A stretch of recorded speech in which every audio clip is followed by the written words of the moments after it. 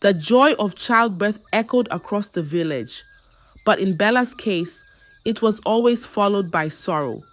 She gave birth to a baby boy, and everyone rejoiced.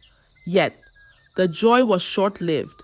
It wasn't the birth that drew attention, it was what came after. Just 2 weeks after returning from the hospital, villagers began to notice something strange about Bella. At first, they thought their eyes were deceiving them. Some assumed maybe the child had a condition, but soon the murmurs became loud.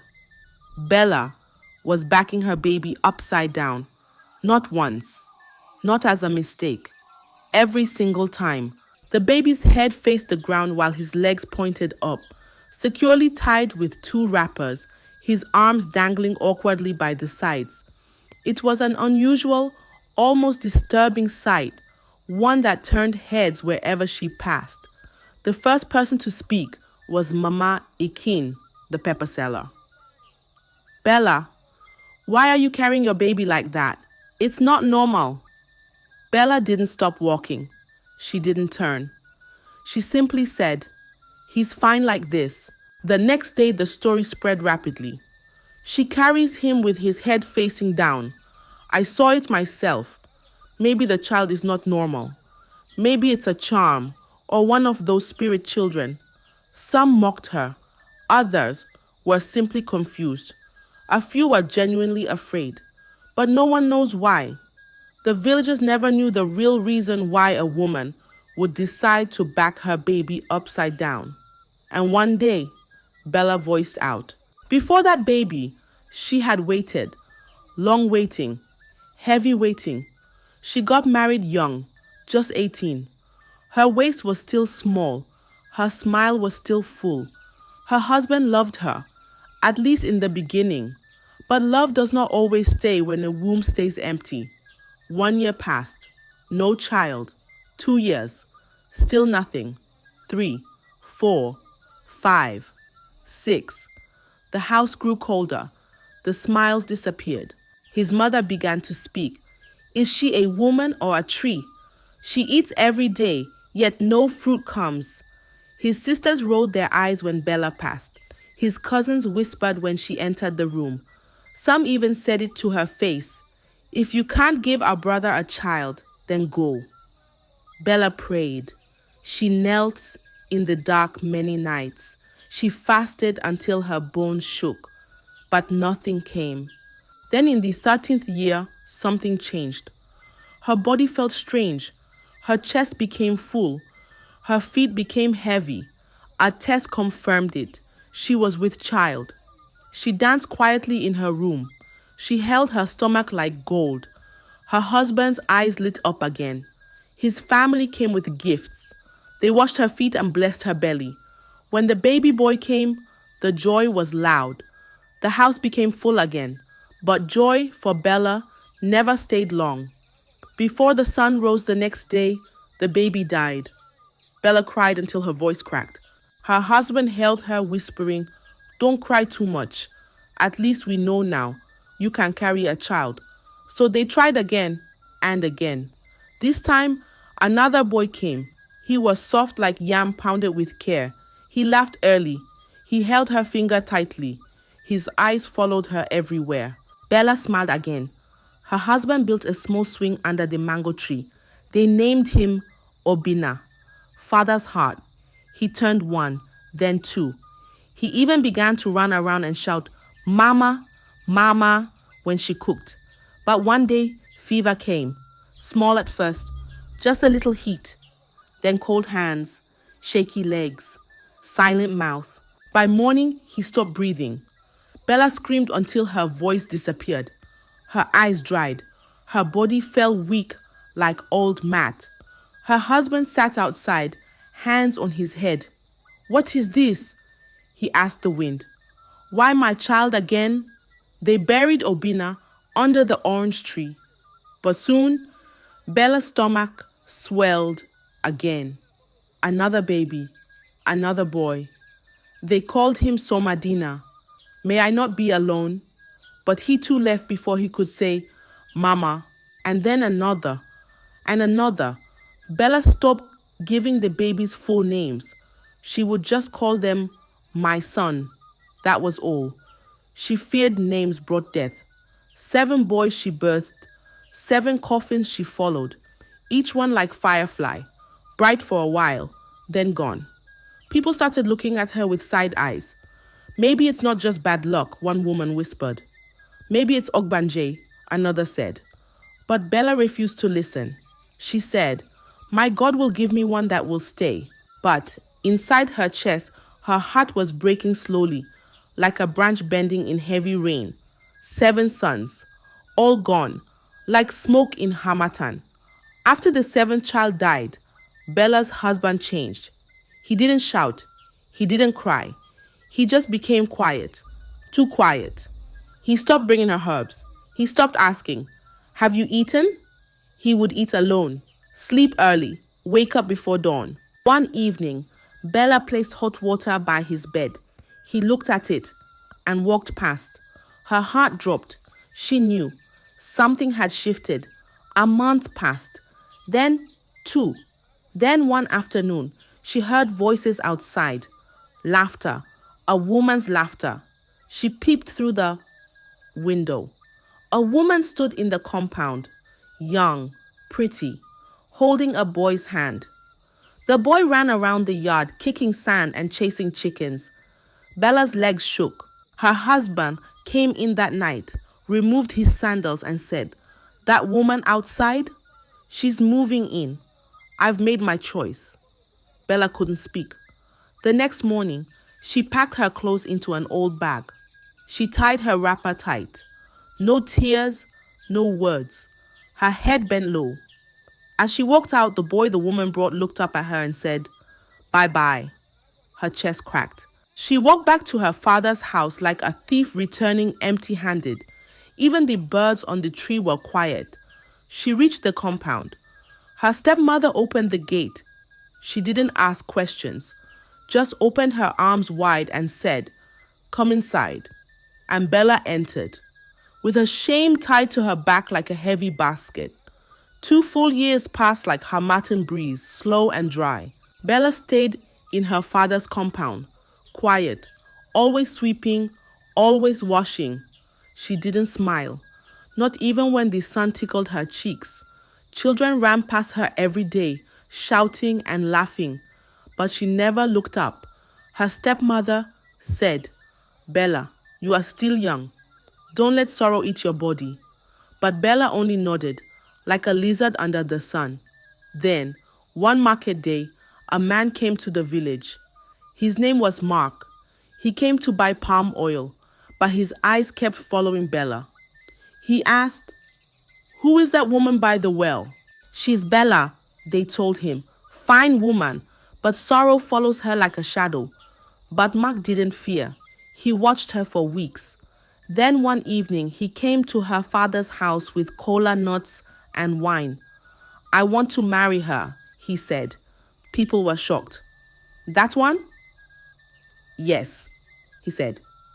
She is still a woman, a good one. Bella looked at him. His eyes were calm, his words soft. He didn't ask her about her past. He didn't say, how many children do you have? He just said, I will take care of you. And so they got married. No big dance, no loud music, just quiet joy. But Bella kept her mouth shut, like a market basket tied with rope. She didn't tell Mark about the children that died, not one word.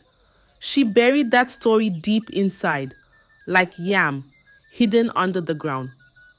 Because some wounds are too deep for words.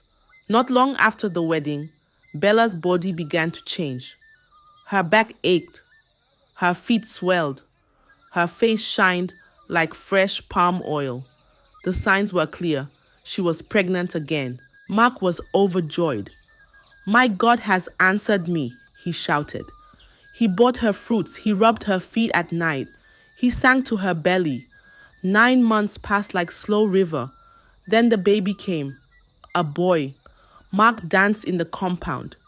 He gave money to drummers. He bought gifts for neighbors. "This is my son," he said. "This is my joy." They named him Chijindu. God holds life. Bella smiled, but inside her heart was holding its breath. She watched the boy every day. She checked his skin.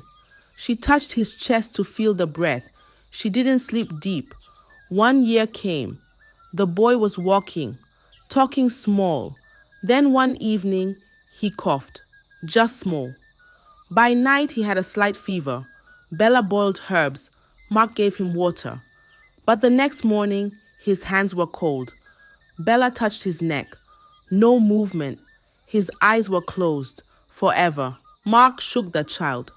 "Wake up," he cried. He ran outside shouting. He knelt on the ground, holding the child like broken pottery. He cried like a boy who lost his mother. But Bella didn't cry. She just sat on the mat, her eyes wide, her hands on her lap. No tears came. Her tears had dried long ago. The child was buried, quietly. No drummers, no dancing. Mark sat in silence, day after day. Bella moved like smoke, silent, soft, almost not there. Then one afternoon, her stepmother came with a bowl of pepper soup. She placed it on the ground and sat beside Bella. "My daughter," she said gently, "this thing is not fever. It is spirit. Let us go and see someone." Bella looked at her. "Who?" she asked. "A herbalist," her stepmother replied. "The one from Umuele village. He knows things." Bella shook her head. "No," she said. "My God will do it. I will pray. I will fast." Her stepmother sighed. "Prayers are good, but sometimes the spirit that is fighting you does not fear prayer." Still, Bella said no. She woke every night to pray. She poured oil on her belly. She knelt by the fire every morning. She read her Bible until the pages tore. She believed. And one morning, as the cock crowed, she threw up near the well. Her heart skipped. She waited 2 days, then went to the clinic. The nurse smiled. "Congratulations," she said. "You are 6 weeks pregnant." Bella walked home slowly. She didn't shout. She didn't dance. She just placed her hand on her stomach and whispered, "This time, stay." 9 moons passed. Bella's belly grew round like a calabash filled with water. She is pregnant again. She moved slow. She ate little. She prayed much. When the baby came, it was a boy again. His cry was loud, like thunder in early rain. His skin was smooth like fresh butter. His eyes big and bright. Mark laughed for the first time in months. "He is different," he said. "This one will stay." People came with gifts, goat meat, yams, cloth. They named him Nuachi, child of God. "He came from above," Mark said proudly. "Even the wind knows his name." The boy grew fast. He crawled early. He walked before his first birthday. Every morning, Bella touched his chest, his head, his feet, just to be sure, just to feel life. Then one Sunday, while she bathed him outside, he shivered. Tiny shakes at first. Then he cried out, loud and sharp like a hawk's scream. Bella held him close. "Nwa em, what is it?" she asked. But his eyes rolled back. His legs stiffened. His lips trembled. "No, no, no," she whispered, rocking him hard. But he didn't stop shaking. Then he stopped moving. Just like that. In her arms, like a candle blown out by wind. Mark came out and saw her holding the child. Still, he didn't ask anything. He looked at the baby, then at Bella. Then he sat on the ground and kept quiet. His mouth didn't speak again that day, but his eyes did. They said everything that was burning inside him. After Enwachi died, Bella didn't talk much, but her body spoke again. Soft tiredness, quiet cravings, a gentle swell. She got pregnant again. Mark didn't dance this time. He only nodded and bought her oranges. When the baby came, They didn't name him quickly. They waited, watched. But this one, he was different. He laughed often. His laugh sounded like music from a talking drum. He ran through the compound with small feet like Goat Kid. He called Bella Mama and called Mark Daddy. He grew strong. No fever, no shaking, no crying in the night. 1 year passed, then 2, then 3. Bella began to hope again. She bought bigger clothes. She bought shoes that didn't fit yet. She said to herself, maybe this is the one. 4 years, 5, 6. On his 7th birthday, she cooked rice with big meat. He danced with village children. They poured water on each other and rolled in the sand. Bella smiled for the first time, with all her teeth showing. Then one evening, after football, he came home sweating and laughing. Mama, he said, holding his belly, it's paining me small. Bella rubbed his stomach. You played too much, she said, laughing. She gave him water, told him to rest. But by night his body was hot, then cold, then still. By midnight, silence. Bella touched his chest. No beat. No, not again, she whispered, her lips shaking. She carried him and shook him. Open your eyes, please. Just open it small. But he didn't move. He was gone. The child that almost lived had left like a thief in the night. The morning after the boy died, Mark didn't cry. He didn't speak. He sat in front of the house, eyes fixed on the mango tree. Bella sat beside the child's small body. She didn't move. Her hands rested on her knees. Her eyes stared at the ground. Then, as the sun rose higher, Mark stood up, walked into the house and began packing her things. Wrapper, blouse, Bible, shoe. He brought them out one by one, dropped them outside like dustbin dirt. His mother came with folded arms. Her voice was sharp like blade. She hid her truth, she said. She is cursed. What kind of woman buries children like plantain peels? Mark didn't answer. He just turned away and closed the door. Bella stood slowly, her legs weak, her eyes dry, her hands shaking. She tied her wrapper low, wore her slippers, picked her bag. She walked away without looking back. Not a word, not a sigh, just footsteps in the sand. When she reached her father's house, her stepmother opened the gate. She saw the look in Bella's eyes, like a well with no water. She didn't ask questions. She just opened her arms, held Bella tight, rocked her gently, rubbed her back, like a mother holding her baby after thunder had passed. The door to her husband's house had closed, but sorrow, it had not finished. Days passed like wind through dry leaves. Bella didn't talk. She didn't eat much. She just sat under the iroko tree, watching ants carry crumbs. One evening, her stepmother came close and knelt beside her. This thing is not ordinary, she said. We must go, far away, not to doctor, not to church, to someone who sees what eyes cannot see. Bella nodded slowly. They packed quietly and left before sunrise. They walked and rode and walked again until they reached a small village with no signboard. There, inside a mud house with no window, sat an old man, skin like old bark, eyes like still river. He didn't greet them. He just looked at Bella for a long time. Then he spoke. She is carrying sorrow, he said. Sorrow that comes back again and again. Bella looked down. The man rubbed his chin, then nodded, slowly. The next time she carries life, he said, she must not step outside, not even to fetch water. No visitors, no prayers, no anointing. When the baby is born, you must back him upside down, head down, legs up, wrap him tight like a secret. Bella blinked. Why? The man looked at her with eyes that didn't blink. If you carry him like others do, they will carry him away again.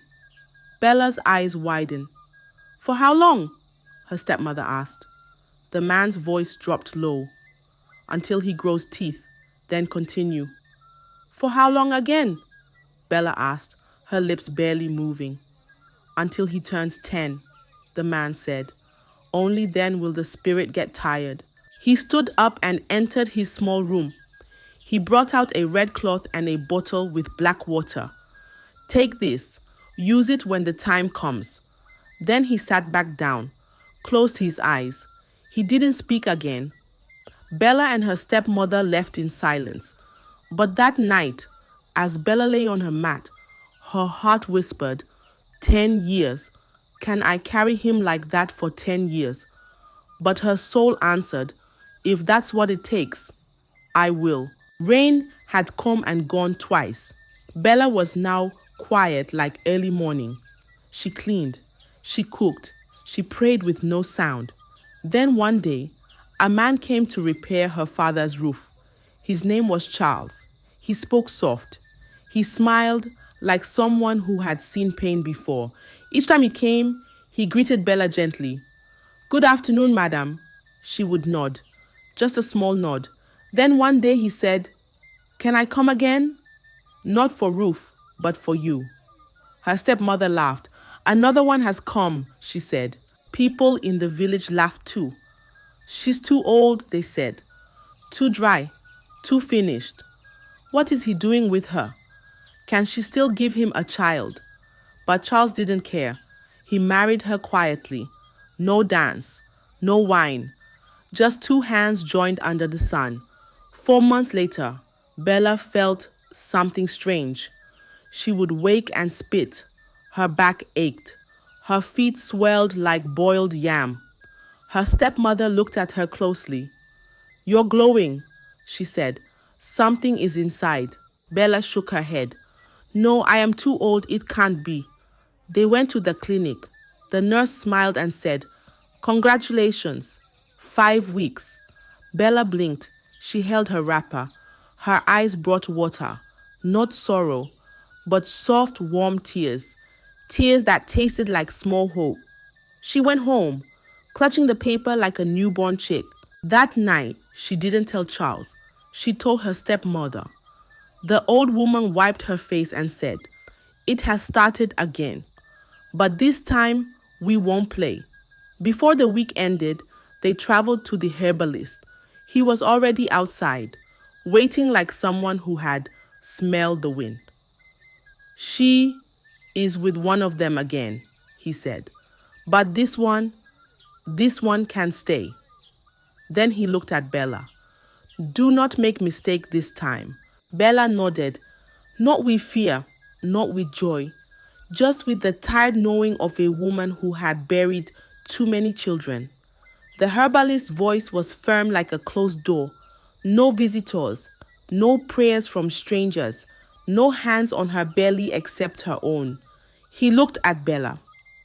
She must not leave the compound, not even to touch Rain, from now until the child is born. Bella sat still. She said only one word. Yes. He reached into his bag and brought out a bundle of red cloth and a small calabash tied with cowries. When the baby comes, you will back him upside down, not once, not twice, every day, until he grows teeth, and even after, until he turns 10. 10? Her stepmother asked. The herbalist nodded. That's when the danger ends. Bella's heart shook. 10 years, 10 whole years. But she remembered the graves. She remembered the names. She remembered the cold hands of every boy she had held. And she said again, yes. When they returned home, her stepmother locked the gate with a big padlock. She told neighbors, she has traveled. No one came in. No one went out. Charles stayed in the city to work. He sent money. He asked questions. The stepmother gave short answers. Inside the compound, Bella stayed in her wrapper. She ate herbs, drank roots, prayed quietly, slept early, woke before the cock. She didn't peep through the gate. She didn't wave at passing children. She became like a shadow, living in her own house. The world outside moved on. Festivals came, weddings passed, neighbors gave birth, others died. But Bella remained inside, waiting, watching, counting her days with dry fingers and folded prayers. Then one night, the sky broke open. Thunder clapped like angry hands. Rain slapped the roof like war drum. Bella began to scream. Her back arched. Her hands grabbed the mat. Her voice filled the house. Ah! He's coming! Her stepmother ran around. Water! Blade! Cloth! Then, as if the wind whispered, the herbalist appeared at the door, wet from rain, silent as shadow. He didn't greet. He didn't smile. He knelt beside Bella, placed his hand on her stomach and said, "Push." With one last cry, the baby came out. He didn't cry.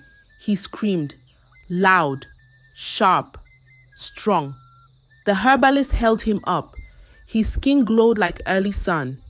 Then he looked at Bella and said only one thing, "Back him upside down." Bella didn't ask why. She took the red cloth, wrapped him tight, head down, legs up. She tied him to her back like a treasure. And from that moment, she never stopped. From the day the boy was born, Bella became a shadow in the village. She didn't carry her baby like others. Not face out, not face in. She carried him upside down, head down, legs up, wrapped tight like secret money in wrapper. Every morning, she tied him with red cloth. Every night, she tied him again. People stared. Children pointed. "Mama, look, that woman is carrying her baby wrong." Some laughed. Maybe she lost her mind. Others crossed the road when they saw her. "She's a witch," they whispered. "Only witches carry babies like that." One woman spat near her feet. "I can't greet someone who walks with spirits," she said. But Bella didn't answer. She walked slowly, back straight, eyes forward. She fed her son, bathed him, sang to him, but never changed the way she carried him, even when he turned one, even when he began to talk, even when he could walk small. She would lift him and tie him back, head down.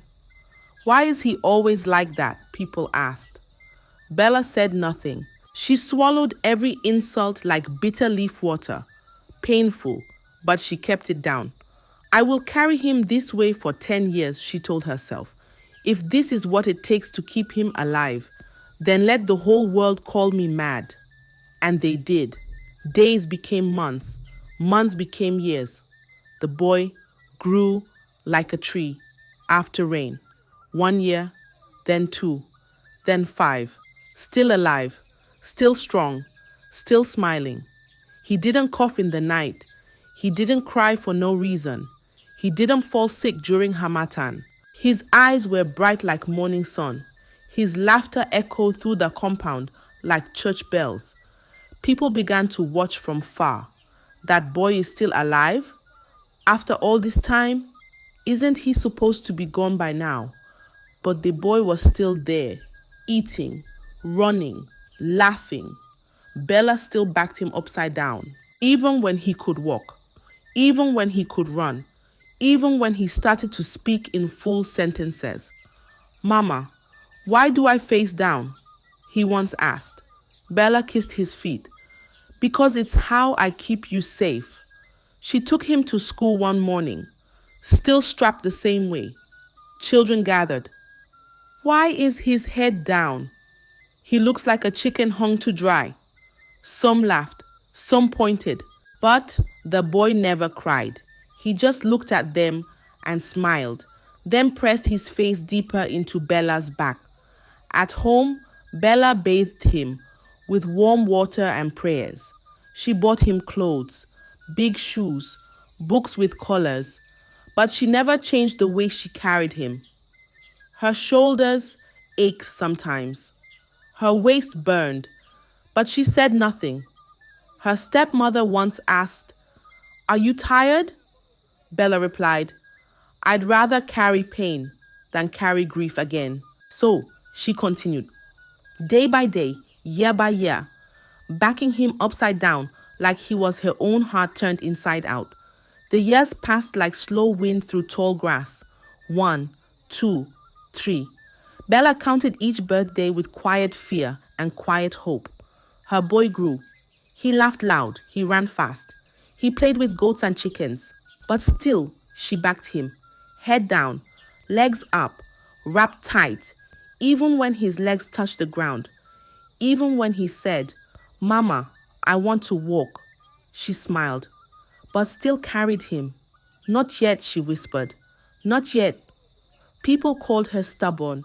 Some still called her mad. But Bella didn't hear them anymore. Her ears only listened to his breath. Then came the 10th birthday.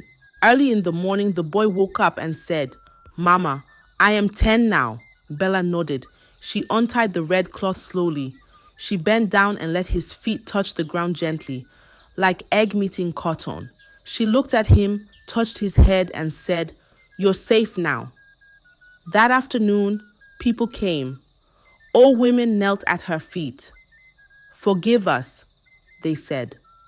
Young girls brought yams. Some brought wrappers. Some cried. "We mocked you," they said. "But you knew what we didn't." Bella didn't talk much. She only nodded, as if her heart was too tired for noise. Her boy ran around barefoot, laughing, his feet dancing on the earth like he was meeting it for the first time.